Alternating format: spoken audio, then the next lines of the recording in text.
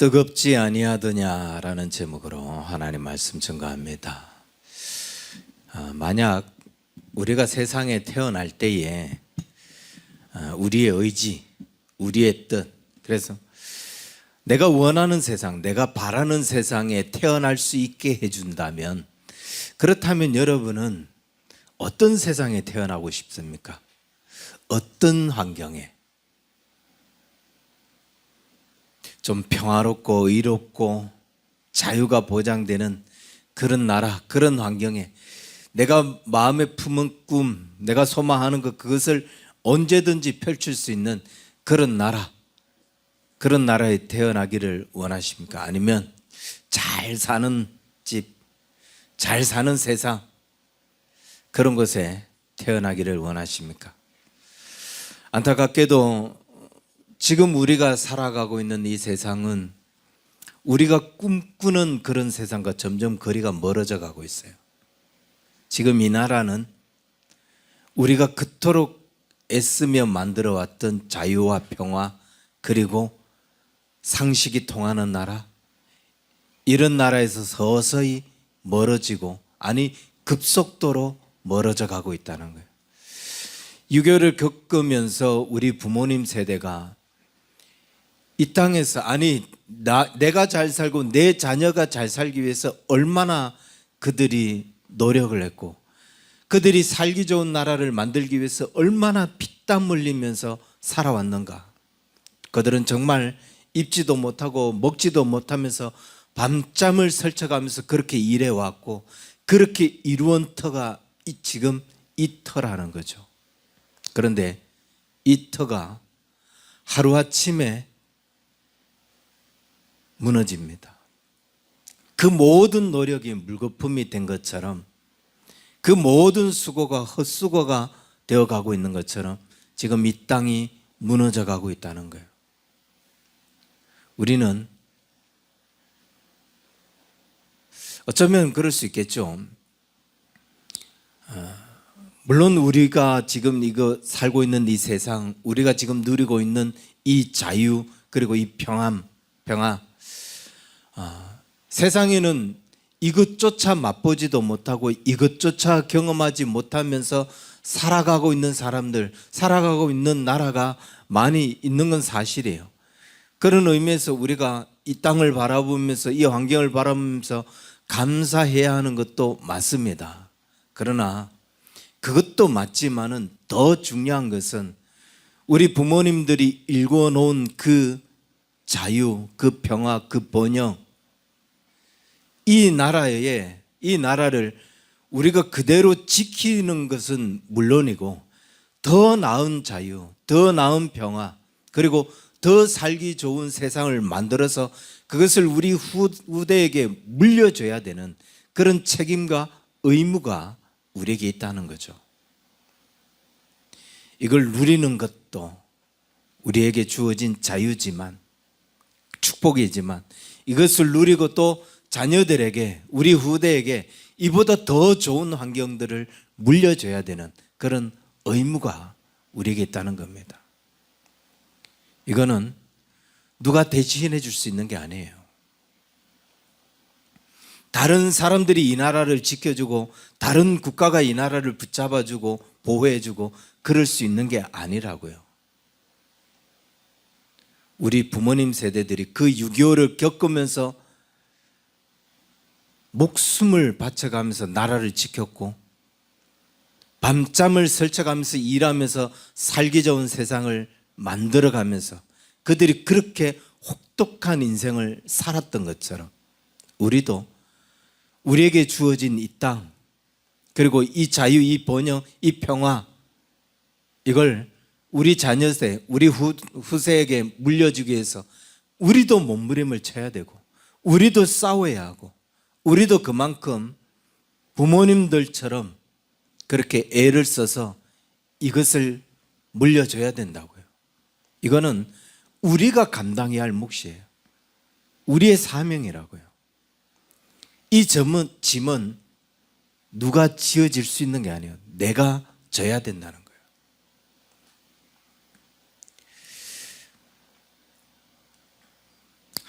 서도에서 이런 말씀을 드렸어요. 우리가 이 세상에 태어날 때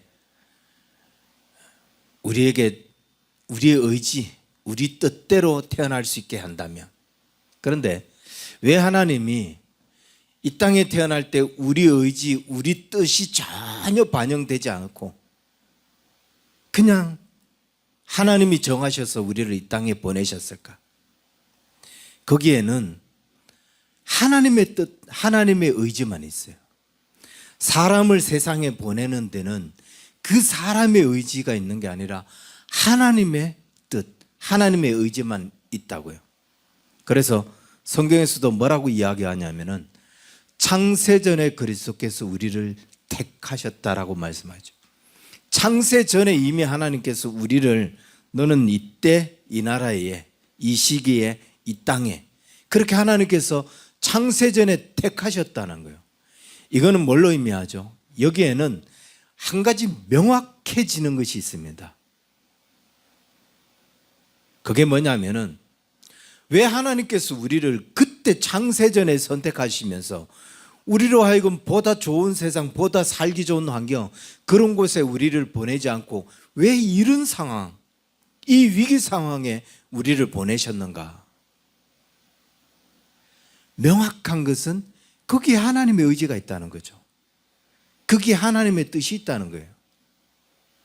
하나님이 창세전에 그 뜻을 정하셔서 사람을 보내셨는데, 이 말은 우리가 지금 이 상황에 태어난 것, 우리가 지금 이 환경에 보냄을 받은 것, 그것은 하나님께서 우리에게 하나님이 정해놓으신 뜻이 있다는 거죠.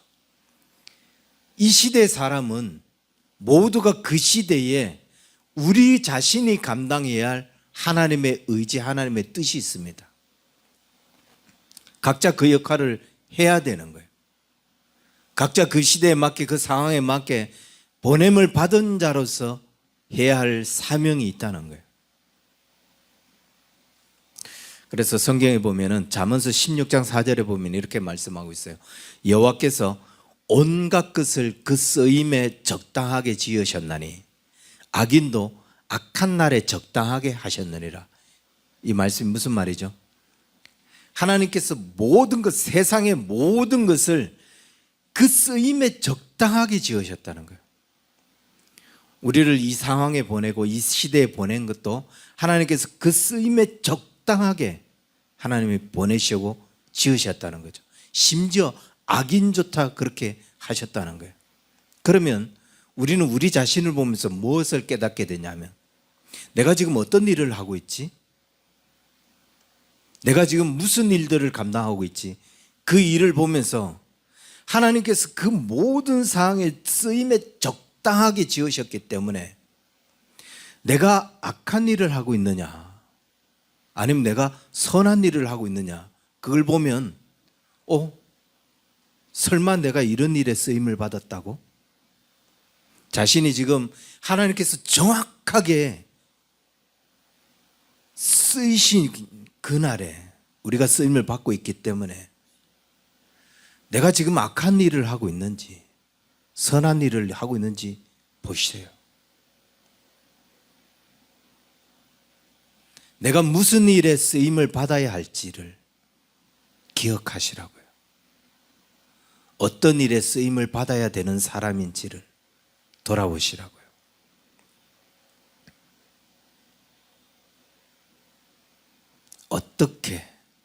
어떤 일을 나는 지금 감당하고 있는가?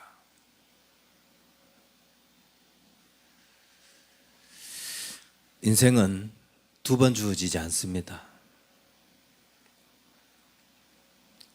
이 말은 다시 태어나서 다시 내 삶을 새롭게 할 수 있는 그런 어떤 기회가 주어지지 않는다고요. 한 번 태어난 삶, 그 삶을 우리는 정확하게 살아가야 돼요.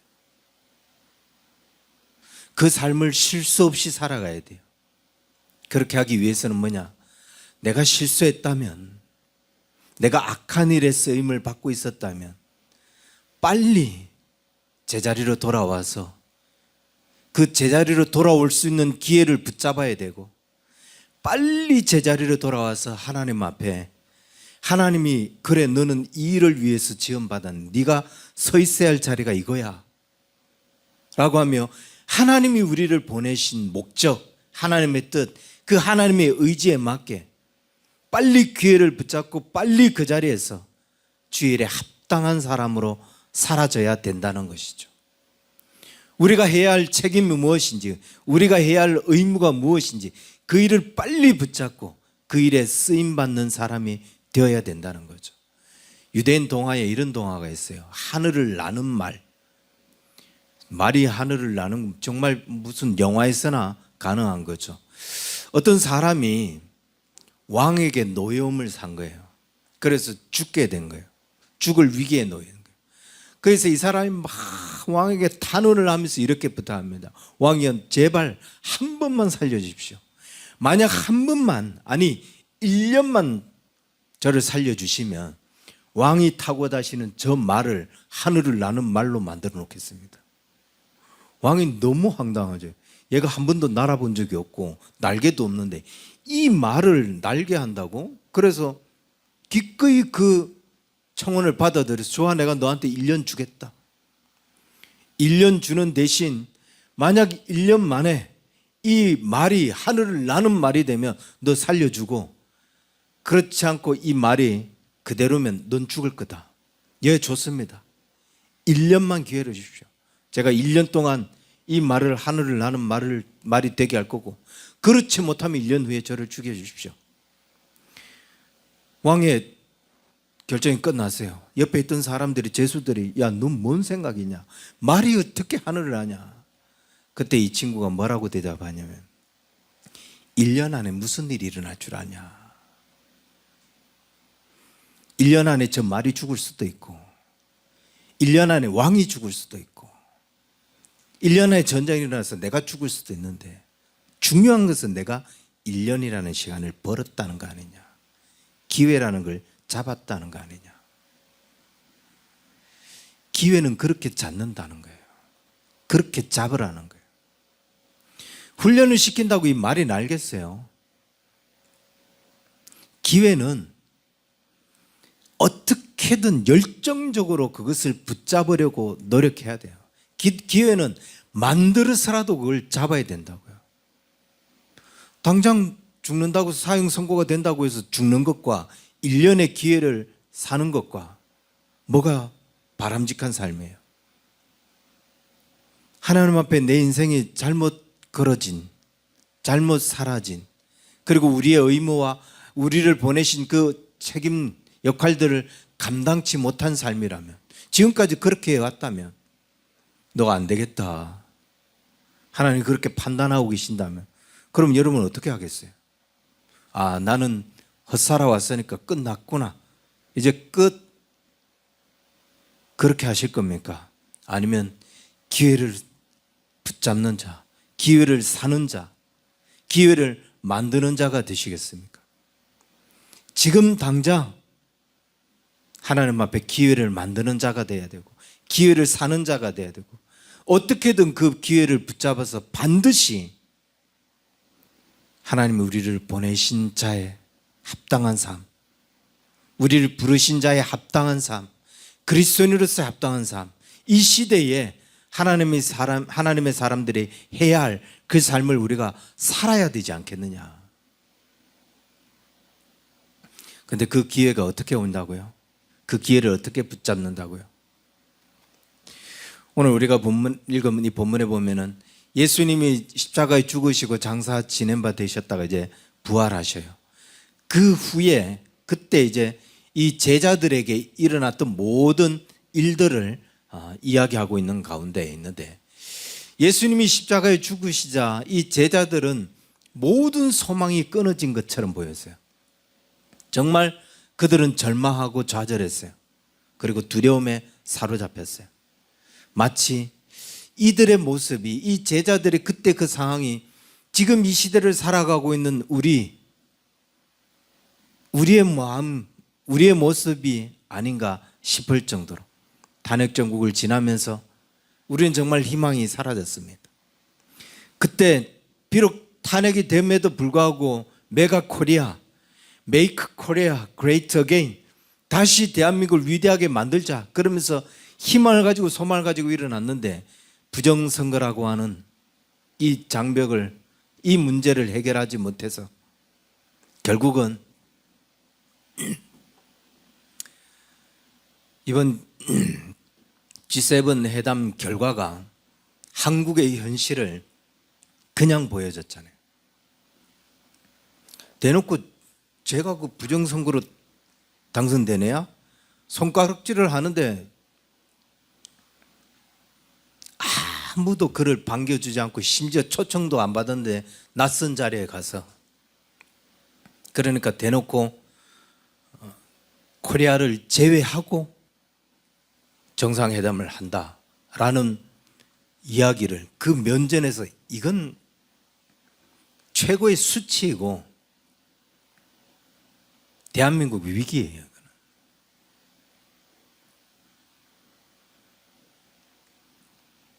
초청을 안 받았으면 가지를 말지. 지가 입으로 떠벌린 그 말 때문에 그 자리에까지 가서 손가락질을 당하고 외면을 당하고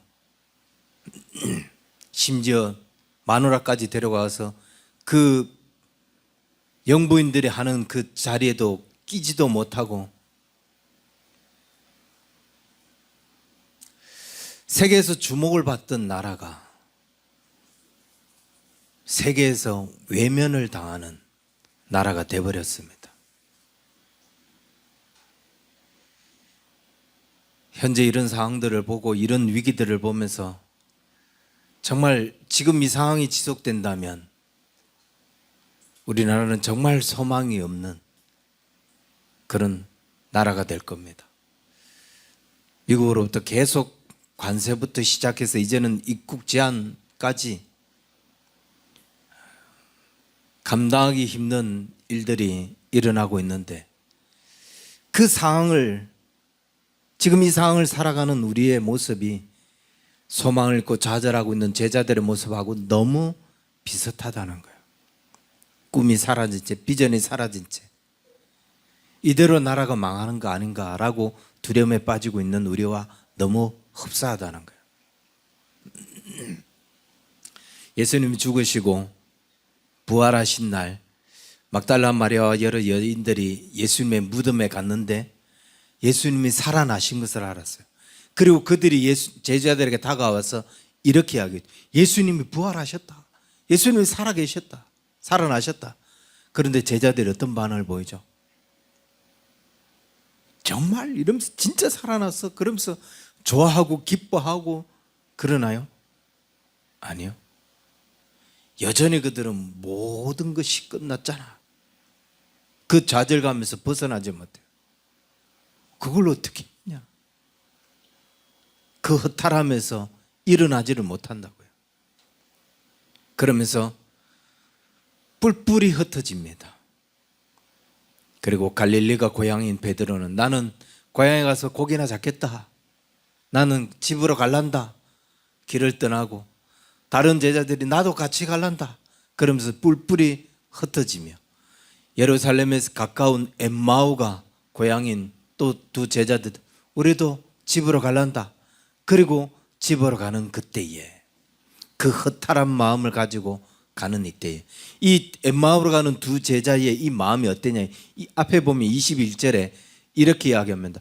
우리는 이 사람이 이스라엘을 속량할 자로 바랐노라. 예수님이 이스라엘의 모든 죄를 속량하는 그런 메시아 구세주로 그렇게 기대했다는 거예요. 그런데 그 기대가 예수님의 죽으심으로 말미암아 다 무너진 거죠. 꿈이 무너진 거예요. 큰 기대가 무너진 거예요. 그 좌절, 그 절망감을 안고 지금 가고 있는 거예요. 이들에게 남은 삶은 뭐죠? 여러분, 소망과 기대로 가득했던 사람들이 그 기대가 다 무너졌고 꿈이 다 무너졌어요. 그럼 그 다음 이들의 삶이 뭐예요?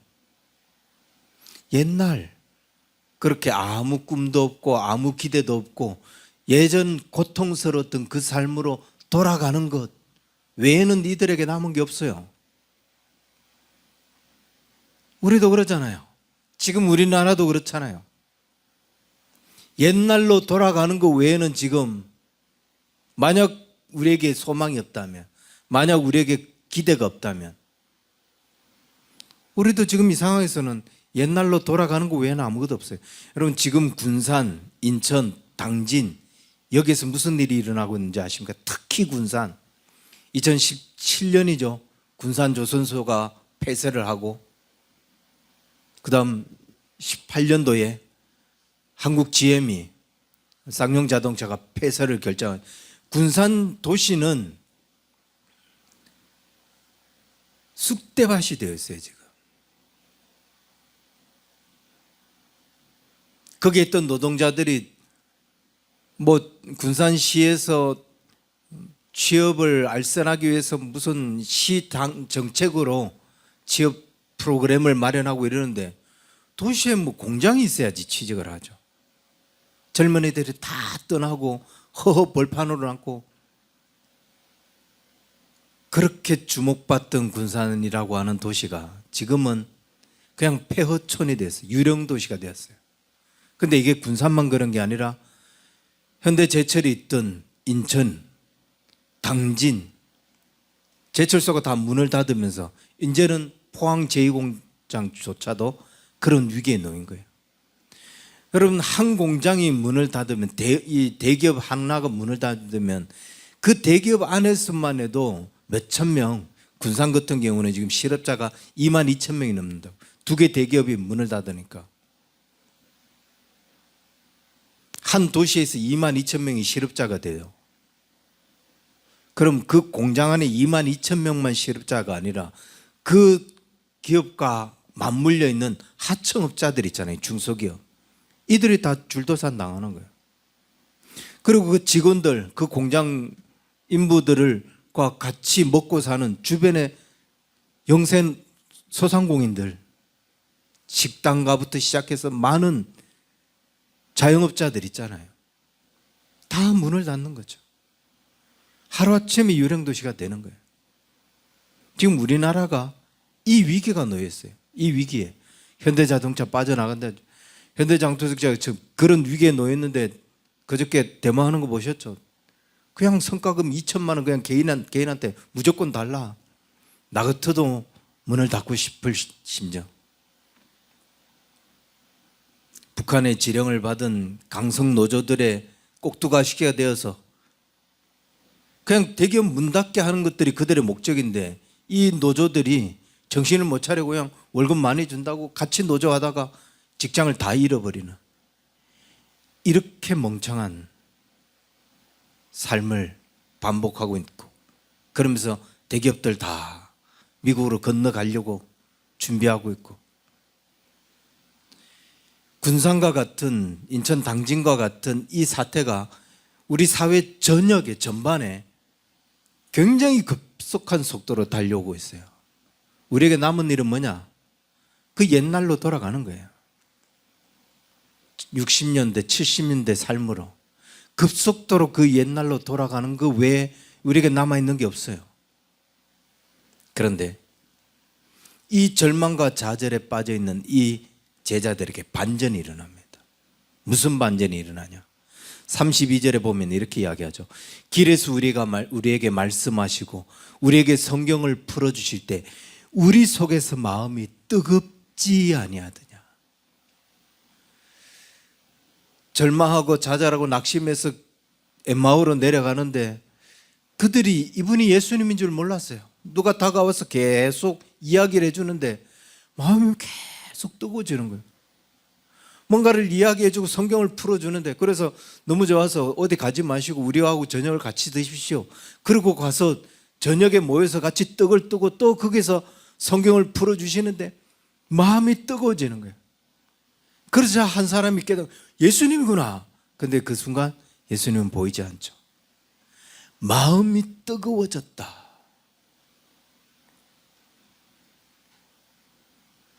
이 마음이 뜨거워지면서 이들에게 일어나는 일이 뭐죠? 마음이 뜨거워지니까 절망하고 좌절하면서 엠마오로 가자. 나는 고기나 잡으러 갈란다. 그 사람들이 마음이 뜨거워지니까 다시 올라가자. 다시 갈릴리로 가자. 다시 예루살렘으로 가자. 다시 주님이 있던 곳. 다시 내가 있어야 할 곳으로 가자. 마음이 뜨거워지니까 돌아간 거예요. 여러분, 우리가 60년대, 70년대로 내려가지 않을 수 있는 비결은 마음이 뜨거워져야 돼. 마음이 뜨거워져야 그때로 돌아가지 않고 우리가 지금 이 문제를 해결하자. 우리가 우리 부모님이 물려준 이 세대, 이 사회, 이 나라를 더 나은 세상을 만들어서 우리 자녀들에게 물려주자.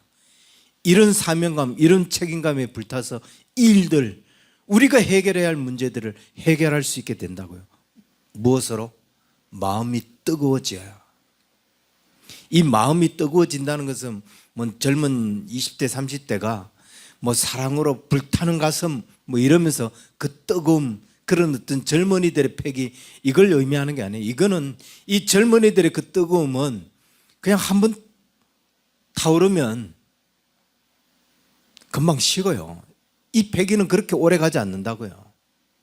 엠마오로 내려가는 이 두 제자가 가졌던, 그래서 다시 예루살렘에 모였을 때 이미 다른 사도들, 다른 제자들이 모여 앉아서 그들이 부활하신 예수님에 대해서 이야기하면서 뜨거운 마음을 나누고 있는 그들의 가슴 속에 있는 이 뜨거움은 젊은이들이 가진 그 패기가 아니라고요. 이건 뭐냐? 이건 하나님과 접촉했을 때 생기는 뜨거움. 부활하신 주님과 만났을 때, 말씀이 내 마음을 건드렸을 때 생기는 뜨거움이라고요. 하나님의 말씀이 내 심정을 건드렸을 때, 나의 사명이 무엇인지, 내가 어떤 그리스도인으로 살아야 되는지, 그 주님이, 그 하나님이 우리를 터치해 주셨을 때 생기는 뜨거움이라고요.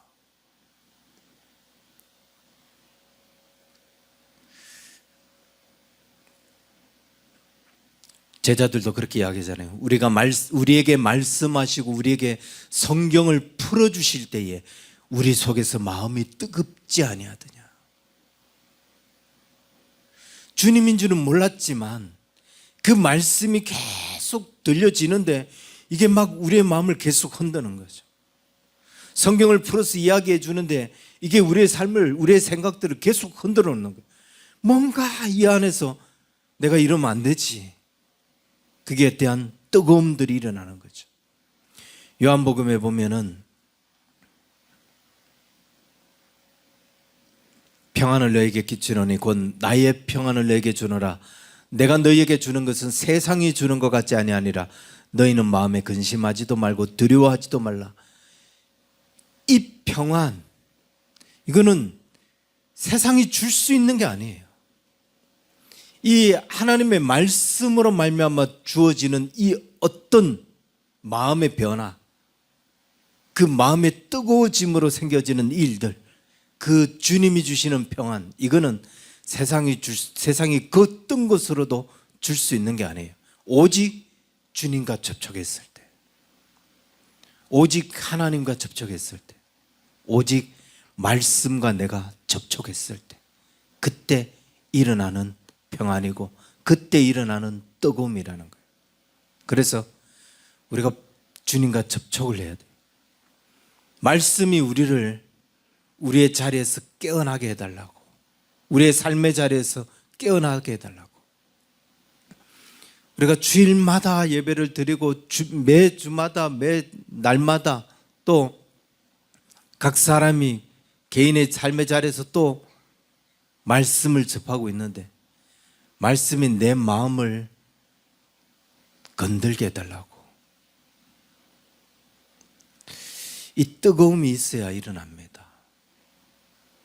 뜨거움이 있어야 우리의 삶에 회복이 일어날 수 있어요. 오직 그 하나님의 말씀 안에서만 이런 일들이 일어날 수 있다고요. 누가복음에 보면은, 누가복음 10장에 보면은 예수님께서 70인의 제자를 파송하는데 이렇게 이야기합니다. 70인이 기뻐하며 돌아와 이르되 주여 주의 이름으로 귀신들이 우리에게 항복하더이다. 예수께서 이르시되 사탄이 하늘로부터 번개같이 떨어지는 것을 내가 보았노라. 내가 너희에게 뱀과 정갈을 밟으며 원수의 모든 능력을 제어할 권능을 주었으니 너희를 해칠 자가 결코 없으리라.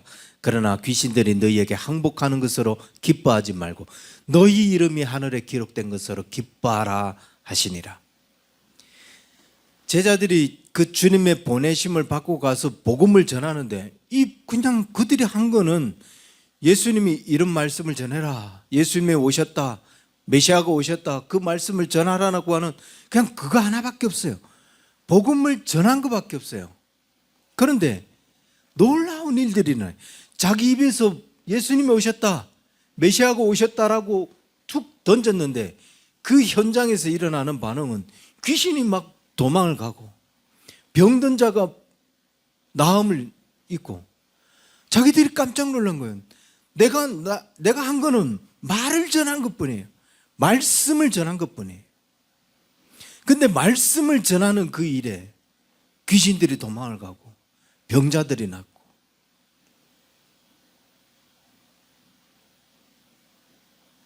말씀이 나하고 접촉이 되니까 굉장히 놀라운 일들이 일어나고 있다. 말씀이 나에게 와서 접촉을 시켜주시고 성령이 나에게 오셔서 나를 접촉해 주시고, 아니 하나님이 나와 접촉해 주시니까 나는 그대로인 것 같은데 여기 안에서 굉장히 놀라운 일들이 일어났었던 거죠. 그냥 던진 말이 주님 오신 거야, 메시아가 오신 거야 라고 던진 그 말 한마디에 세상이 막 변화가 일어나는, 병든 자가 낫는 일들이 일어났다는 거죠. 이 접촉이 우리에게 일어나야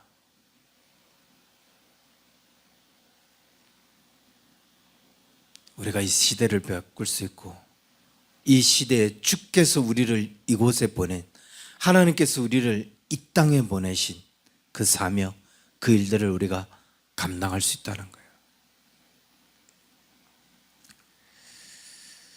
히브리서 4장 2절 보면 이렇게 말씀합니다. 그들과 같이 우리도 복음 전함을 받은 자이나 들은 바 그 말씀이 그들에게 유익하지 못한 것은 듣는 자가 믿음과 결부시키지 아니함이라. 우리도 복음을 계속 전합니다. 복음을 계속 전한 자이고 받는 사람도 그 복음을 전하는 자들이 그 전하는 복음을 계속 받아요. 그런데 왜 이 사람들에게는 변화가 일어나고 귀신들이 쫓겨나고 병이 낫는데 왜 우리는 왜 듣고도 아무 반응이 일어나지 않지? 왜 나는 그렇게 많은 말씀을 들었는데 아무런 변화가 일어나지 않지? 이유가 뭐라고요? 듣는 자가 믿음과 결부시키지 아니함이라.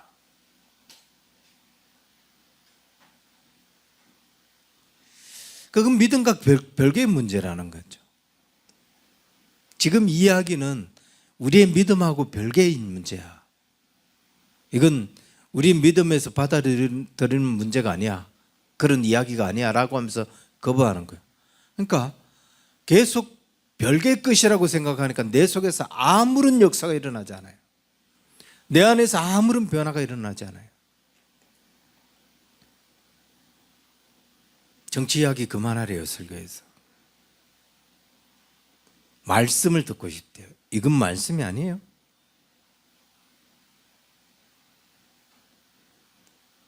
(6.25) 시대, 일제강점기 시대 민족을 깨우치고 이 나라를 이끌어갔던 사람들이 누구예요? 그리스도인들이 잠자는 민족을 깨우치고, 그들이 이 시대에 하나님께서 우리에게 보내신 일들이 뭐냐, 그것들을 선포했을 때 이 나라, 이 민족이 이렇게 내려올 수 있었던 거예요. 지금 이 위기의 시대 우리가 잠잠하면 어떻게 될 것이냐? 가까이 그냥 중국을 보세요. 공산국가를 보시라고요. 저게 그렇게 시진핑이가 되기 전만 해도 그렇게 많은 선교사들이 들어가서 이제 중국이 변화될 것이다. 14억이 변화되면 그러면 세상이 변화되는 거 아무것도 아니다. 그때 얼마나 많은 선교사들이 비전을 가지고 들어갔어요. 그런데 14억이 변화되기는커녕 한 사람의 선교사도 남지 않고 다 쫓겨나고 죽임을 당하고. 공산주의 국가가 그렇다고요.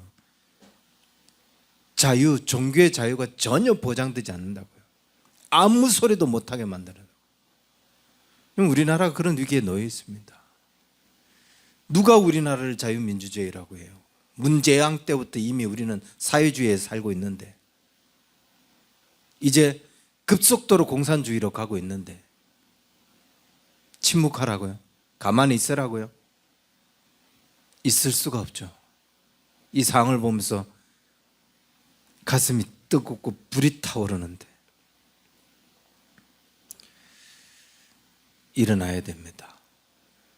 다시 일어나서 우리가 읽은 본문 30절부터 35절에 보면 곧 그때로 일어나 예루살렘으로 돌아가 보니 11 제자 및 그들과 함께한 자들이 모여 말하기를 주께서 과연 살아나시고 시몬에게 보이셨다 하는지라.